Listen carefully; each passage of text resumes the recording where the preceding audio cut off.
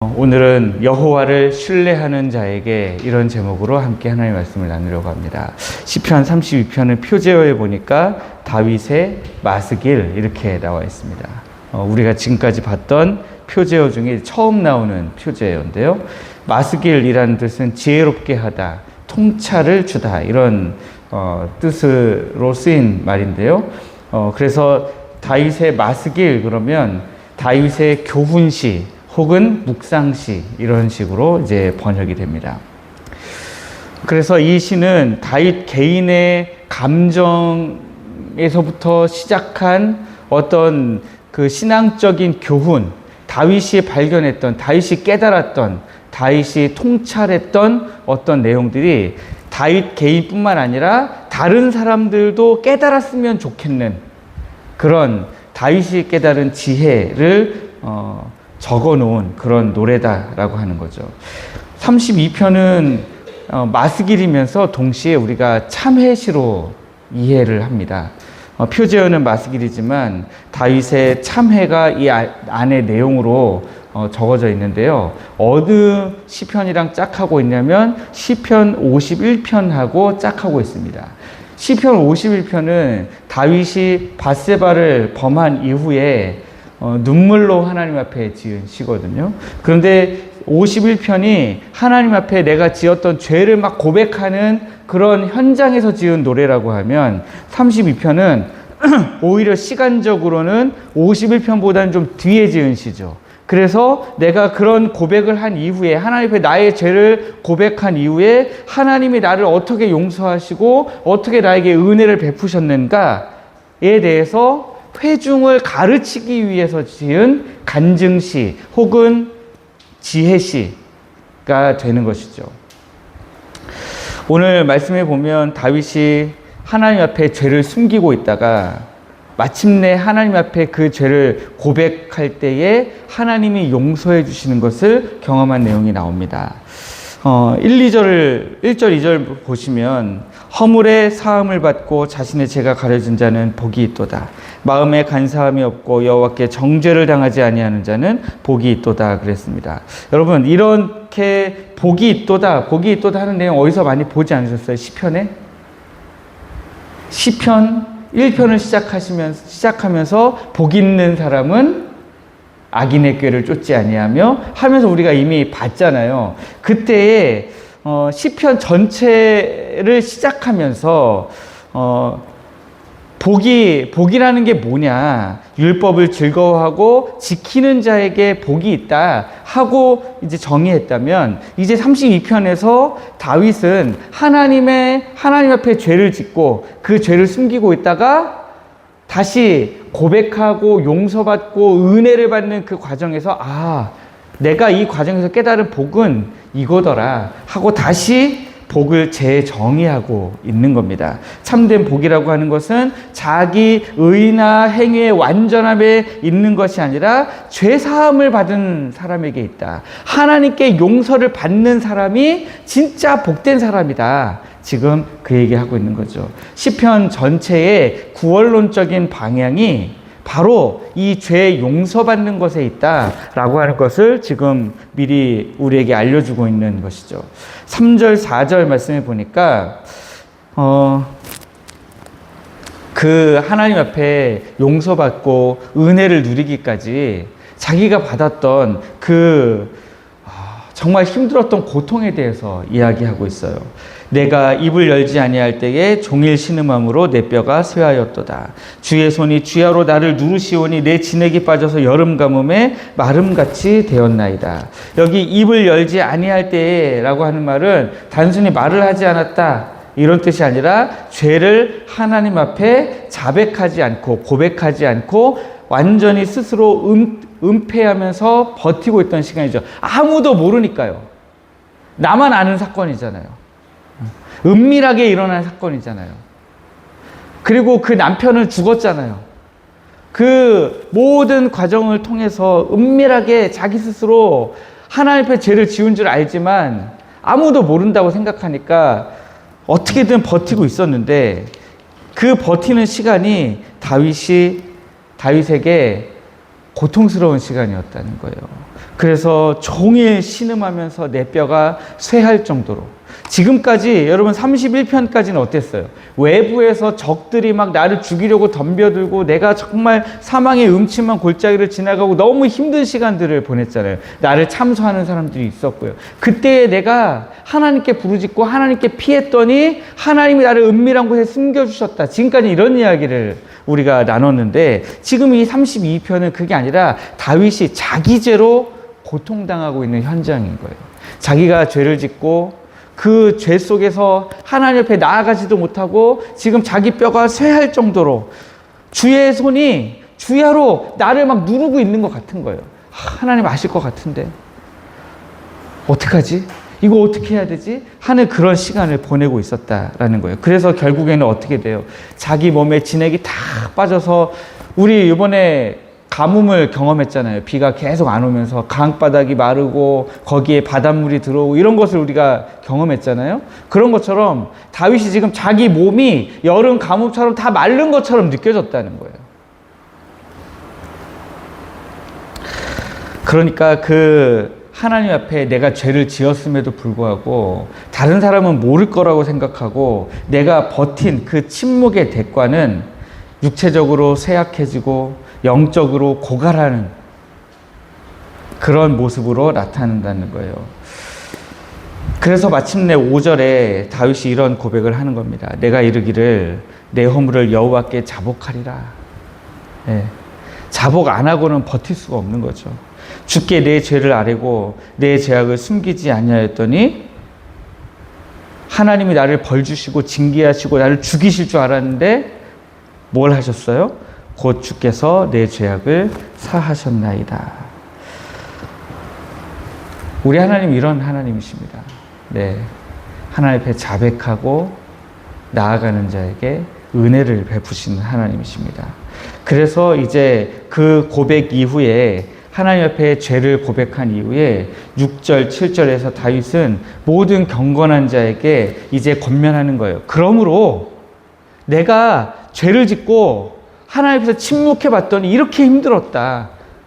근데 내가 정말 죽게 되어서 더 이상은 못 버티겠다고 하나님 앞에 내 죄를 자백하고 나아갔더니 하나님이 나를 용서해 주셨다. 그러니까 너희 모든 경건한 자들아, 너희도 뭐 하라는 거예요? 주를 만날 기회를 얻어서 주께 기도하라 하는 거예요.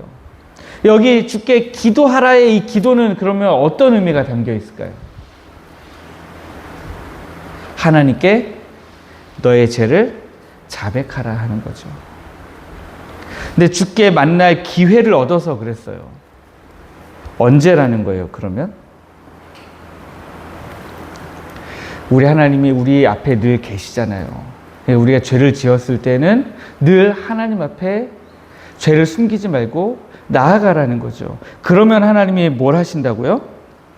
하나님이 홍수가 우리에게 미치지 못하도록 만들어 주신다. 또 7절에 보니까 환난에서 우리를 보호하시고 구원의 노래로 우리를 두르신대요. 이런 은혜가 임하는 것입니다. 그런데 성도 여러분, 1절 이전에는 1절과 2절에는 죄를 뜻하는 단어가 세 가지가 나옵니다. 첫 번째는 허물이죠.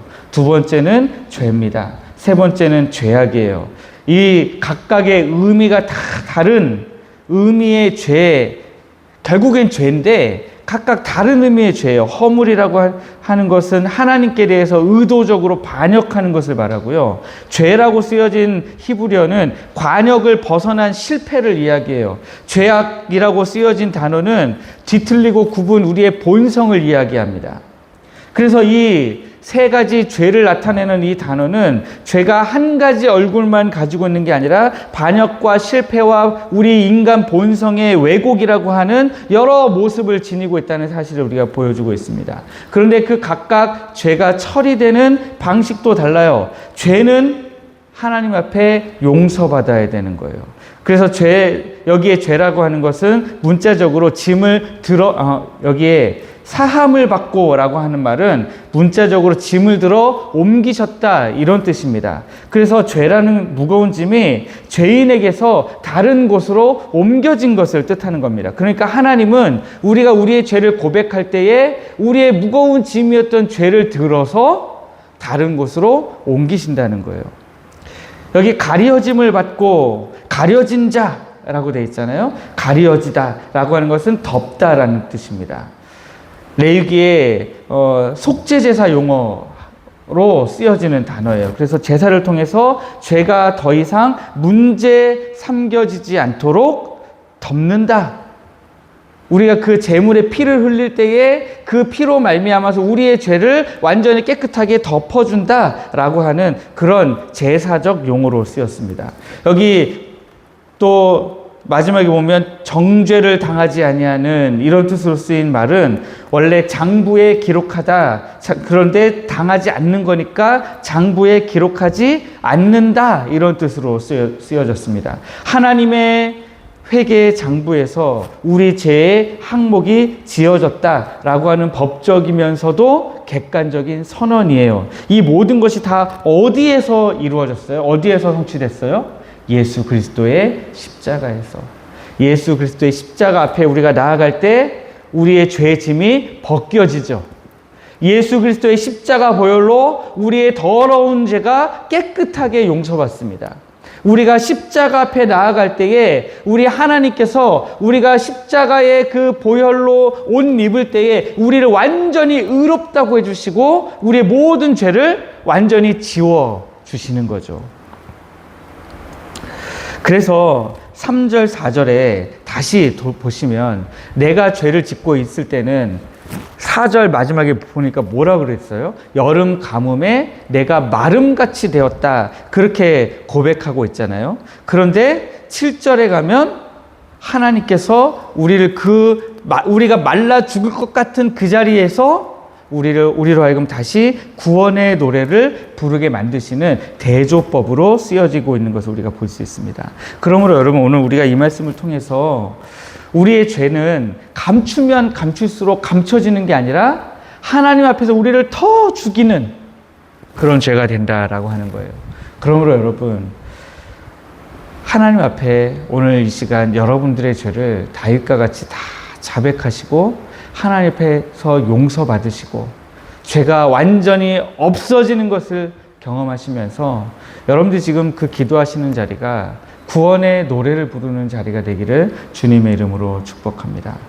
8절, 9절 말씀에 보면 우리가 죄를 고백하고 용서받고 나면 우리가 억지로 끌려가는 것이 아니라 우리가 정말로 하나님 앞에 기쁨으로 나아가는 그런 자리가 되는 것을 볼 수 있습니다. 10절, 11절에 보면 우리가 우리의 죄를 자백하고 하나님의 용서의 은혜를 경험하고 나서 그 은혜를 경험한 사람은 어떻게 돼요?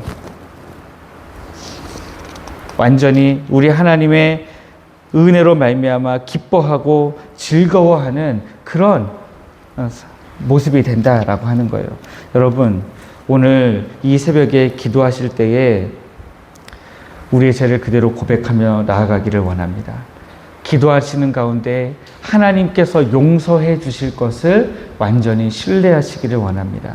그러므로 말미암아 이제 용서를 경험하면 이 새벽에 나와서 우리가 함께 이 말씀을 읽고 나누고 우리가 함께 기도하는 가운데 함께 이 은혜를 경험하면 적어도 우리 교회에서 여러분들만큼은 완전히 다른 사람들이 왔을 때 달라진 얼굴을 하게 된다는 거예요. 완전히 달라진 하나님의 은혜로 말미암아 완전히 자유로워진 그 자유를 누리는 그 영혼의 모습으로 우리가 변하여질 거라는 거예요. 너무 기대되지 않습니까? 저는 너무 기대돼요. 그런 사람들이 계속해서 많아지는 우리 교회의 모습이 너무 기대되고 너무 기다려집니다. 그날을 향해서 저는 계속해서 이렇게 나아가는 것 같아요. 우리 교회가 그렇게 하나님의 은혜를 경험하는 교회 되게 해달라고 여러분 오늘 함께 기도하시면 좋겠습니다. 기도하겠습니다. 하나님 아버지 은혜를 감사합니다. 하나님 다윗이 하나님 앞에 죄를 짓고 그 죄를 숨기려고 할 때에는 그의 영혼이 신음하고 여름 가뭄에 마름같이 그 진액이 다 빠져서 고통 중에 있었습니다.